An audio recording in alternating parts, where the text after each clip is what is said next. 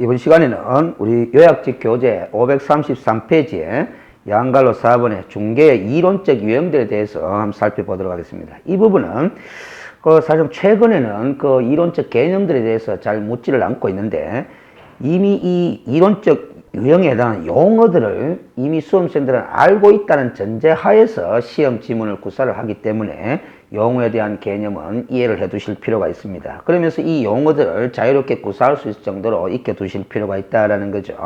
예를 들면 시험 지문이 이렇게 나온다는 거죠. 부동산 중개인은 공인중개사법령상 부동산 중개인은 민사중개에 해당한다. 이렇게 지문이 나오면은 이렇게 답을 하셔야 된다는 거죠. 이렇게 되면은 민사중개라는 이론적 유형에 대한 개념을 이해하지 못하면은 민사중개인지 상사중개인지 판단을 못 하는 거죠. 자, 그래서 그런 측면에서 학습을 하실 필요가 있다라는 겁니다. 자, 첫 번째 방갈로 1번의 중개인의 대상에 따른 구분, 방갈로 2번에는 중개활동의 주체수에 따른 구분. D페이지 보시면은 더 이상 안 나오죠. 그래서 우리가 기본수에는 이 외에도 다양한 기준에 의해서 중개의 이론적 유형들을 구분하는 설명들을 하고 있지만은 가장 시험 지문에 자주 등장하는 이론적 유형들이 바로 이 민사중개와 상사중개, 그리고 단독중개와 공동중개, 이런 용어들이기 때문에 요약집에서는 이 범위 내에서 서술을 하고 있다, 이렇게 생각하시면 되겠습니다. 자, 일단 중개의 대상에 따른 구분이란데 앞 시간에서 우리가 봤다시피 중개의 대상이라는 것은 중개대상물, 물건 그 자체가 아니다 그랬죠. 중개대상물에 대하여 거래 당사자 간에 거래를 하는 거죠. 그 거래는 매매 거래일 수도 있고 교환 거래일 수도 있고 임대차일 수도 있고 그 밖의 권리의 득실병량한 거래행위일 수도 있는 거죠. 저당권 거래일 수도 있고 전세권 거래일 수도 있다 이 말이에요. 지역권 거래일 수도 있고 유치권 거래일 수도 있다라는 거죠. 이 거래 행위가 성립될 수 있도록 알선 도와주는 행위가 바로 중개다, 그렇게 설명을 해드렸습니다. 그러면 요 중개의 대상이 되는 거는 물건이 아니고 요 행위다라는 거죠. 요 행위가 바로 법률행위거든요. 법률행위, 매매의 법률행위, 교환의 법률행위, 임대차의 법률행위, 저당권 설정의 법률행위, 전세권 설정의 법률행위, 다 법률행위다 이 말이에요. 이 법률행위가 상사법률행위냐 민사법률행위냐, 여기에 따라서 이 중개가 상사중개냐 민사중개냐 구별해 볼 수 있다라는 거죠. 결국 이 상사법률행위라는 것은, 상사법률행위인 것은 이 거래 당사자가 상인일 때 상사법률행위가 되는 겁니다. 그러나 우리 부동산을 사고 파는 매도인, 매수인, 임대인, 임차인이 상인이 아니죠. 그래서 상사법률행위 이외의 법률행위는 다 민사법률행위가 되는 겁니다. 그래서 혼인의 법률행위도 민사법률행위가 되는 거죠. 부동산 매매 거래, 부동산 교환 거래, 부동산 임대차 거래도 민사법률행위가 되는 겁니다. 결국 민사법률행위를 알선하는 것이 우리 공인중개사법상의 부동산 중개이니까 결국 부동산 중개인은 상사중개가 아니라 민사중개에 해당한다라는 거죠. 이 구별이 왜 그렇게 중요하냐면은 민사중개가 되느냐 상사중개가 되느냐에 따라서 법 적용 여부가 달라진다라는 거죠. 앞 시간에도 이야기했다시피 민사중개는 그 민사중개 종류별로 부동산 중개라는 민사중개는 알으세요. 공인중개사법이라는 법으로 규율을 하고 있고, 그리고 결혼중개라는 민사중개는 결혼중개업의 관리에 관한 법률, 그리고 직업소개라는 민사중개는 직업안정법이라는 법률, 이렇게 각각 개별법으로 따로이 규율하고 있거든요. 그러면 이 상사중개라는 것은 상법이 규율하고 있다 이 말이죠. 그래서 우리 부동산 중개인은 우리가 상법의 적용을 받기는 받지만은 상법의 상사중개에 관한 규정의 적용을 받을 일은 없다라는 뜻이 되는 거거든요. 그래서 우리가 이 공인중개사법과 결혼중개에 관련한 법률, 이런 법들은 다 상법에 대한 특별법적 성격을 지니는 법이다, 이렇게 앞 시간에 설명을 해드린 것입니다. 그러세요. 자, 그래서 우리 교재에 동그라미 1번의 민사중개 한번 읽어보겠습니다. 우리 민사중개에 관해서는 현행 민법상 아무런 규정을 두고 있지 않고, 또 상법에서도 민사중개에 관해서는 민사중개도 상행이면은 틀림이 없지만은 민사중개행위를 규율하는 특별한 규정을 따로 두고 있지는 않습니다. 상법은 상사중개에 관한 규정을 따로 규율하는 규정을 두고 있지만, 그래서 결국 민사중개는 민사중개 유형별로 따로 이 법을 만들어 두고 있는 거죠. 그래서 이 따로 만들어진 개별법들은 다 상법에 대한 특별법이기도 하면서도 민법에 대한 특별법적 성격을 지니는 법들이 되겠죠. 자, 그래서 상사중개행위의 상대적인 개념으로서 부동산 중개는 공인중개사법, 결혼중개는 결혼중개법에 관련한 법률, 직업소개는 직업안정법 등과 같이 상행위 이외에 일반 사인 간의 법률 행위를 중개하는 것을 민사중개라고 그러고, 이 민사중개도 상법 제46조 11호에서 규정하고 있는 중개에 관한 행위면은 틀림이 없죠. 그래서 상법의 적용을 받을 수밖에 없습니다. 그래서 기본적 상행에 속하기는 하지만 상법의 적용을 받는 것이 아니라 각각 관계되는 개별법의 적용을 받게 된다는데, 상법의 적용을 받는 것이 아니라 하는 말을 쓴다는 것은 상법의 상사중개에 관한 법의 적용을 받지는 않는다. 그렇게 좁게 해석해야 됩니다. 자, 그리고 2번 상사중개라는 것은 결국 타인 간의 상행위를 중개하는 것으로서 상법상의 중개업에 관한 규정을, 이 상법상의 중개업이 바로 민사중개업이 아니라 상사중개업에 관한 규정을 말하는 것입니다. 결론적으로 3번을 읽어보면 상행위 이외의 혼인이나 취직이나 부동산 매매 등의 행위를 중개하는 자를 우리 민사중개인이라고 하는데, 민사중개인도 전술한 바와 같이 상법 46조 11호와 제4조에 따르면 상법상의 상인의 자격을 인정할 수 있겠더라 이 말이죠. 그래서 우리 공인중개사법상 부동산 중개는 민사중개에 해당한다라는 거죠. 상법상 상인의 자격을 가진다 부분에 각주 7번이 메모가 되어 있죠. 각주 7번을 한번 보겠습니다. 따라서 부동산 중개업을 하는 민사중개인도 상법 총칙에 규정되어 있는 상인의 권리와 의무에 관한 규정의 적용을 받는다. 왜? 개업공인중개사도 상인이기 때문에. 따라서 우리 중개사무소에 상호를 내걸고 부동산 매매 등의 소개업, 즉 중개업을 하는 자는 상법 제46조 11호 중개에 관한 행위는 상행위에 해당한다. 그리고 동법 제4조, 즉 상인의 개념 조문에 보면 사기 명의로 상인을 하는 자를 상인으로 규정하고 있는데, 이 두 규정에 의해서 살펴보면 개업공인중개사도 상인임이 명백하고, 이 상인인 부동산 개업공인중개사가 그 영업범위에서 타인을 위하여 행위를 한 이상 특별한 약정이 없다고 하더라도 우리 상법 제61조에 규정되어 있는 상인의 보수 청구권을 이 개업공인중개사도 행사할 수 있지 않느냐 하는 것이 대부분 판례의 입장이 되겠다라는 거죠. 그래서 이 개업공인중개사라는 상법상의 상인은 중개 의뢰인인 고객으로부터 보수 취급에 관한 약정을 받았든 안 받았든 떠나서 자기의 영업활동에 상하는 범위 내에서 보수를 청구할 수 있는 권리가 있는 사람이 바로 상법상 상인이기 때문에 개업공인중개사도 중개 보수 취급에 관한 약정을 받지 않았다 하더라도 중개를 완성시킨 대가로서 중개 보수를 청구할 권리가 있다. 이렇게 해석이 되는 겁니다. 이 판례도 우리가 일반법과 특별법의 법적인 원리가 적용된 것이죠. 왜냐하면 우리 공인중개사법 규정만 놓고 보면은 이 개업공인중개사가 의뢰인으로부터 보수 지급 약정을 받지 않은 경우에도 중개를 완성시키기만 하는 보수를 청구할 권리가 있다라는 명확한 규정이 없습니다. 그래서 공인중개사법에 명확한 규정이 없을 때는 일반법인 상법의 규정으로 보충 적용을 한다라는 것이 특별법 우선 적용의 원칙이었죠. 그래서 결국 상법의 해석 논리에 따라서 개업공인중개사도 상인이 틀림없고, 상법 61조에 규정되어 있는 상인의 보수 청구권을 개업공인중개사도 주장할 수 있기 때문에 의뢰인으로부터 보수 지급 약정이 없었다 하더라도 중개 완성의 대가로서 보수를 받을 수 있다. 이렇게 판시하고 있는 겁니다. 자, 그 다음 다시 위로 올라가서 중개 이론적 유형 두 번째로 중개활동의 주체수에 따른 구분으로서 단독중개와 공동중개 이렇게 구분해 볼 수 있는데, 개업공인중개사가 거래 당사자 쌍방으로부터 다 중개 의뢰를 받아서 알선하게 되는 중개를 단독중개라고 한다면, 거래 당사자 일방으로부터 의뢰받아서 알선하는 중개는 결국 공동중개의 모습이 된다라는 거죠. 그래서 우리가 이 단독중개, 공동중개도 이 그림을 통해서 우리가 쉽게 인식할 수 있는 것이, 이 개업공인중개사 갑이 거래 당사자 쌍방으로부터 다 의뢰받아서 알선을 하게 되면 혼자서 중개를 하게 된 거죠. 결국 단독중개의 모습이 되는 겁니다. 그러나 이 권리를 이전하고자 하는 거래 당사자로부터 갑이 의뢰를 받았고, 권리를 취득하고자 하는 의뢰로부터는 다른 개업공인중개사 의뢰를 받았고, 결국 그 A와 B 거래 당사자 사이의 거래가 성사될 수 있도록 중개를 하기 위해서는 갑과 을이 협력해서 공동으로 중개를 할 수밖에 없는 거죠. 그래서 결국 갑의 입장에서 보든 을의 입장에서 보든 거래 당사자 일방으로부터만 의뢰를 받아서 알선 행위에 참가하고 있는 거죠. 이런 중개의 모습을 우리는 공동중개라 그렇게 이야기를 한다는 것입니다.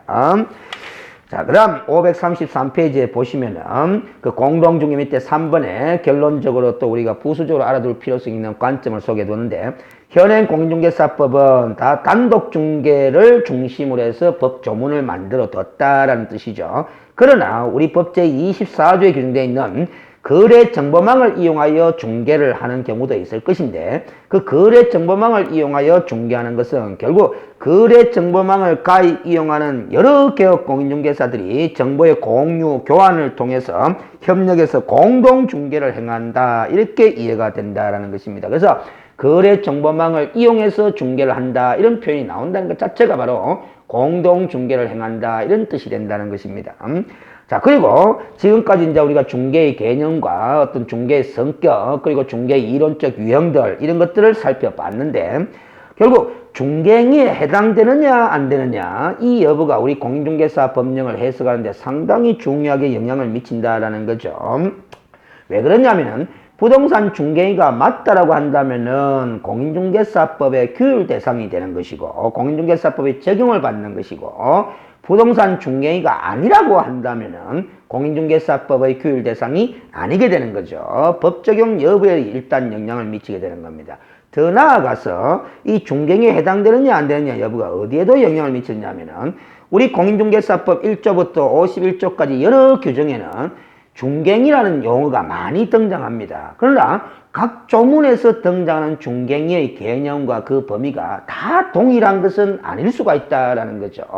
예를 들어서 우리가 공인중개사법 제30조에 가면은 손해배상 책임에 관한 규정이 나오는데, 이 30조 1항에 보면은 개업 공인중개사가 중개행위를 행함에 있어서 고의 또는 과실로 거래 당사자에게 재산상 손해를 발생케 한 때는 그 손해를 배상할 책임이 있다, 이런 규정을 두고 있는데, 요 중개행위라는 것은 지금 우리가 용어 정의에서 지금까지 살펴봤던 그 중개행위와 용어는 같이 사용하고 있지만 그 개념적 범위가 반드시 같다고 볼 수가 없다라는 거죠. 왜 그러냐면은 이 30조 1항에서 표현하고 있는 이 중개행위를 해석할 때는 30조 1항을 규정한 취지가 있을 거다, 목적이 있을 거다. 이 규정의 취지를 고려해서 이 중개행위를 해석해야 되거든요. 그런데 이 30조 1항을 둔 이 규정을 둔 취지는 개업 공인중개사 보호 목적이 아니라 거래 당사자 보호 목적에 의해서 둔 규정이기 때문에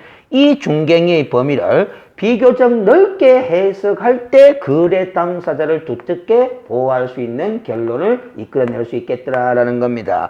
그런 취지에서 이 30조 1항에서 말하고 있는 중개행위라 하면 법 제2조 1호에서 정의 내려놓고 있는 중개의 개념과 반드시 동일하게 해석할 필요는 없다라는 것이 우리 대법원 판례입니다. 그래서 우리 교재 534페이지에 대법원 판례 입장을 소개해놨는데 한번 읽어보겠습니다. 상당히 그 법을 해석하는 데서 이런 판례 사례를 많이 소화시킬 수 있을 정도로 공부를 하셔야 법 해석이 제대로 됩니다.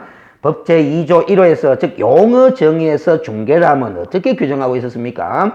제3조 규정에 한 중개 대상물에 대하여 거래 당사자 간의 매매 교환 임대차 그 밖의 권리 혜택 실패한 행위를 알선하는 것을 말한다, 이렇게 규정하고 있었죠. 그러나 우리 공인중개사법 1조부터 51조까지 여러 조항에 산재되어 있는 중개행위의 개념이나 범위에 관해서는 각 조문마다 여러 조문마다 따로 이 중개행위에 관한 개념을 명시적으로 두지 않고 있을 뿐 아니라 수차례에 걸친 우리 공인중개사법의 개정 과정에서 중개업에 부수되는 중개 외의 업무가 중개법인의 업무에 추가됨에 따라서 중개행위를 매개로 한 여러 조문들과 또 보증보험 또는 공제 대상의 합리적인 해석을 위해서는 즉 저 뒤에 30조에서 규정하고 있는 업무 보정 설정에 관한 합리적인 해석을 위해서는 중개행위의 개념을 다소 유연하게 해석할 필요가 불가피하게 요구되고 있다라는 것이 법원의 시각이다라는 거죠.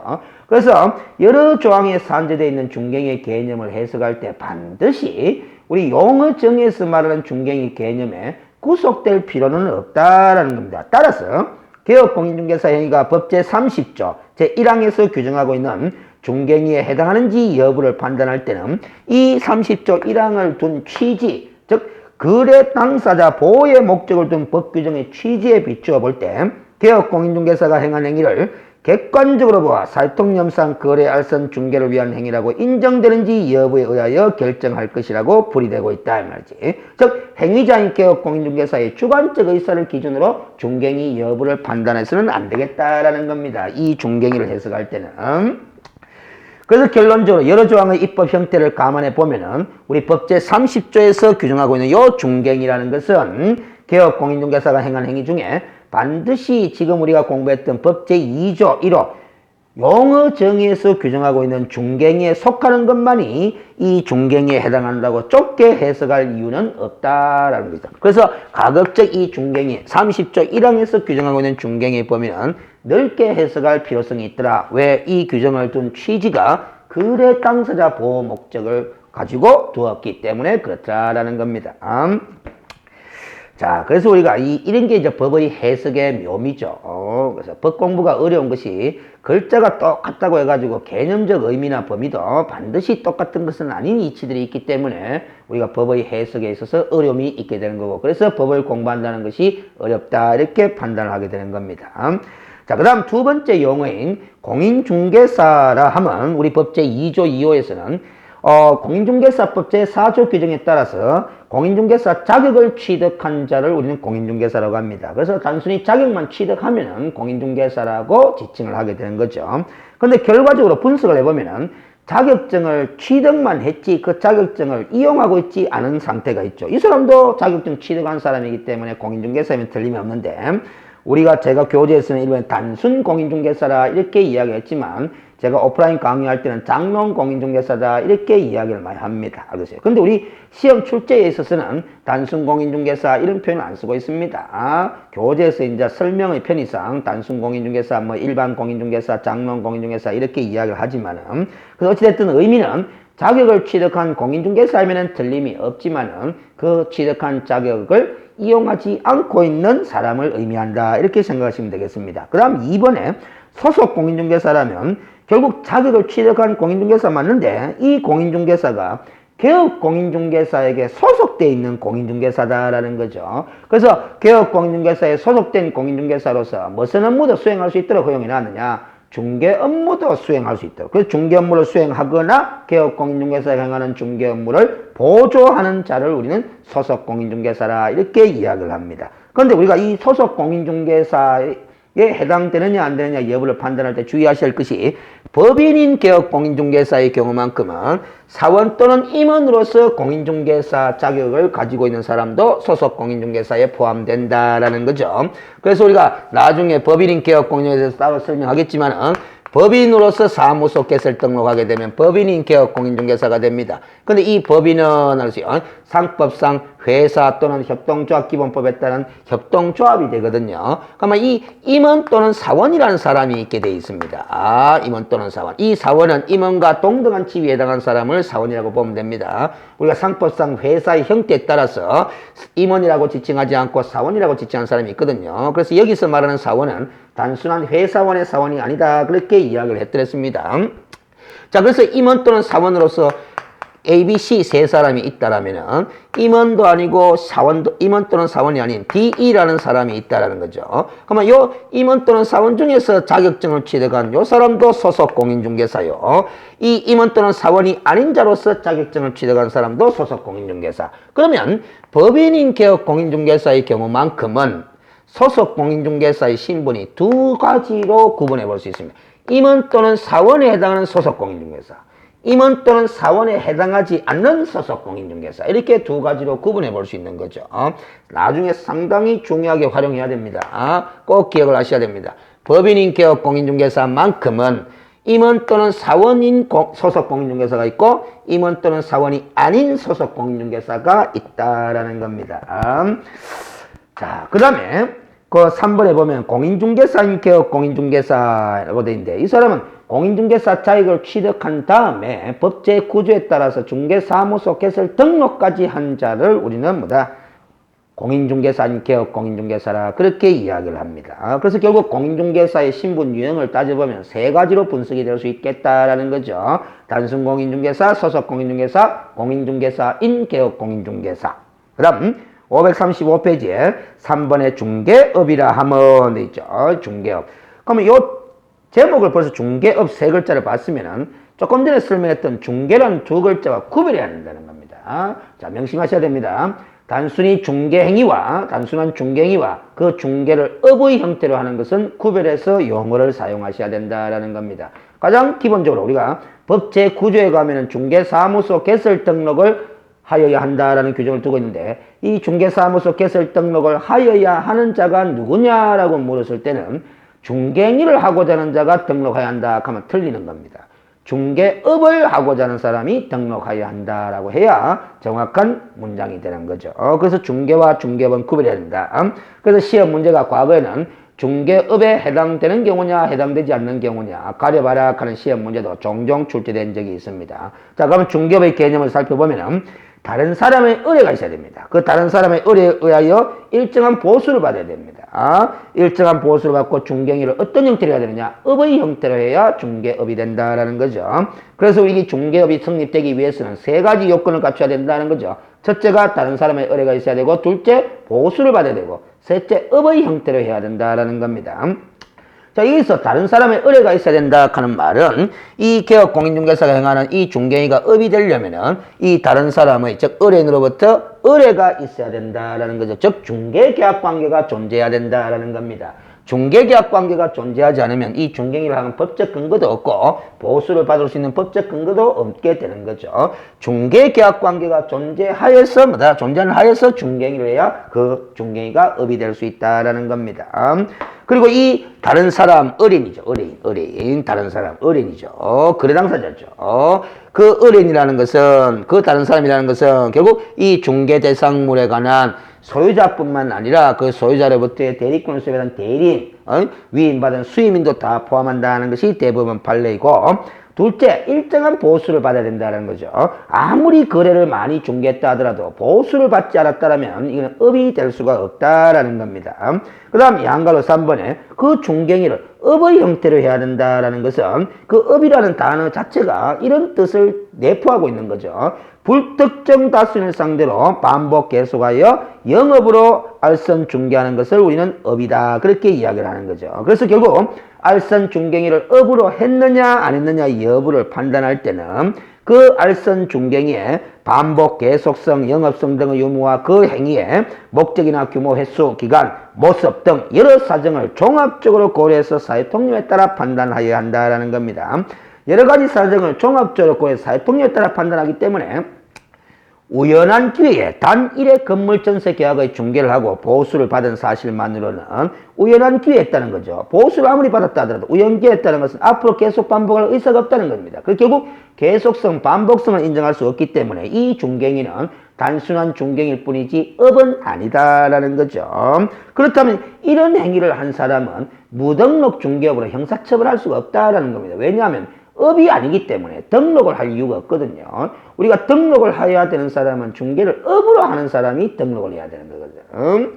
자, 그 다음 또한 또 다른 판례를 보면은 영리를 목적으로 계속적 반복적으로 행할 의도라는 것은 잠재적 계속성도 포함한다라는 거죠. 그래서 1회의 중개행위는 중개업에 해당한다. 즉 잠재적 계속성 하에서 겉으로는 1회밖에 안 했다 하더라도 계속적 의사가 있기 때문에 업이라고 봐야 된다는 거죠. 예를 들어서 간판을 내걸고 있는 상태에서 객관적으로 영업의 표시라고 볼 수 있기 때문에 간판을 내건 상태에서 타인 간의 거래행위를 단 1회 중개행위했다 하더라도 잠재적 계속성을 인정할 수 있는 부분이기 때문에 업에 해당한다고 볼 수 있고, 또 중개업을 주된 영업으로 하였느냐 부수적인 영업으로 하였느냐는 중개업이냐 아니냐 여부를 판단할 때 영향을 미치지 않는다 하는 말은 결국 부수적인 영업으로라도 중개업의 요건만 갖췄다라면 그 부수적인 영업도 중개업이 된다라는 겁니다. 알겠어요?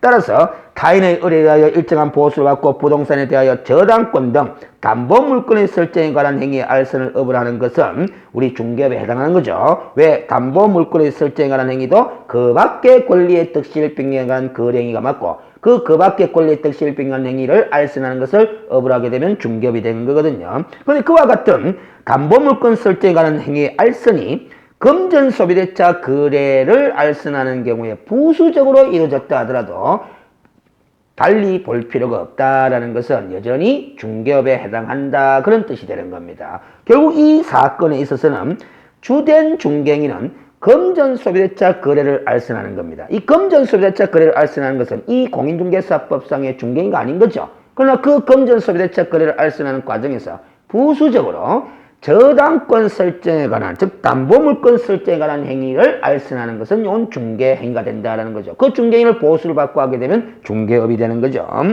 자, 그리고 더 나아가서 중개대상물의 종류가 특정되거나 거래 유형이 특정되더라도 중개가 유상으로 계속적 반복적으로 이루어지면 중개업에 해당한다라는 거죠. 그래서 농지매매 전문 중개업, 임야매매 전문 중개업, 이렇게 중개 대상물이 특정되거나 중개의 대상이 되는 이 거래 유형이 특정되었다 하더라도 그런 알선 행위를 불특정 다수를 상대로 계속적 반복적으로 보수를 받고 수행했다라면 업에 해당한다라는 겁니다. 알겠어요? 그래서 예를 들어 우리 교재 536페이지에 제일 위에 어떤 사람이 공장매매 거래만의 중개행위를 유상으로 계속하는 경우처럼 공장매매 거래만의 중개행위를 유상으로 했다는 거죠. 그러면 중개대상물이 특정됐죠. 공장만 중개를 한다는 거죠. 또 임대 거래는 중개를 안 한다는 거죠. 매매 거래만 중개한다는 거죠. 그래도 유상으로 계속 반복적으로 수행하게 되면은 결국 이것도 중개업에 해당한다라는 뜻이 되는 것입니다. 알겠어요? 자, 이렇게 해서 우리 공인중개사법 제2조에 규정되어 있는 용어 정의 중에 중개의 개념, 그리고 공인중개사의 개념, 그리고 중개업에 대한 개념들을 살펴봤습니다. 다음 시간에는 4호에 규정되어 있는 개업 공인중개사의 개념부터 진행해 나가도록 하겠습니다. 수고하셨습니다.